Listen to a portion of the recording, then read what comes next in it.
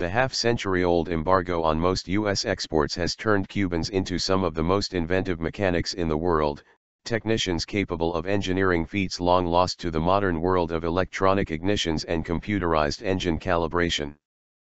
President Barack Obama's announcement that he is loosening the embargo through executive action has Cubans dreaming of an end to the era of cannibalizing train springs for suspensions and cutting tire patches by hand.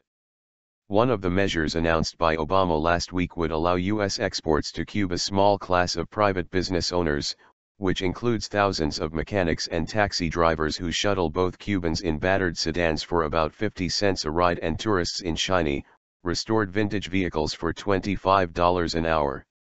While the details of Obama's reforms remain uncertain, Cubans are hopeful that their publication in the coming weeks will be the announcement of the end of a 5-decade drought of cars and parts.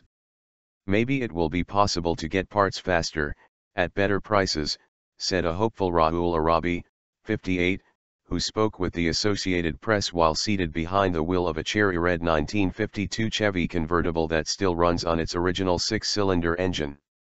If they opened a specific store for this, even better. Cuba long restricted car ownership almost entirely to prominent bureaucrats, high achievers in their fields and professionals who completed government service abroad. That limit was dropped last year but replaced by markups drove prices as high as $262,000 for a Peugeot listed for the equivalent of about $53,000 outside Cuba.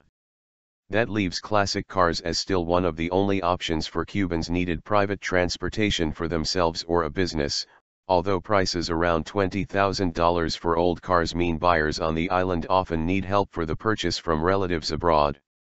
With so much invested in their cars, new engines, hoods, fenders, and transmissions is a dream for the owners of what were once known as Humphrey Bogarts, and remain a fixture of the landscape. It's pretty complicated, said Doroteo, 27.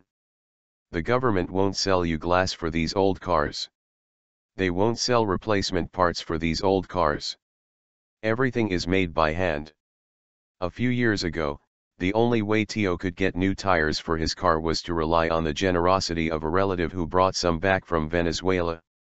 In the meantime, necessity will drive invention when it comes to maintaining the thousands of classic cars that fill Cuba's cities and countryside, many used for daily needs and commutes, others transporting curious tourists soaking up the nostalgia, newlyweds, or young girls celebrating their quinceañeras, traditional 15th birthday celebrations. When the material doesn't exist, one has to invent it, said a mechanic who agreed to reveal some of his secrets to the AP on the condition that he not be identified because he feared possible repercussions.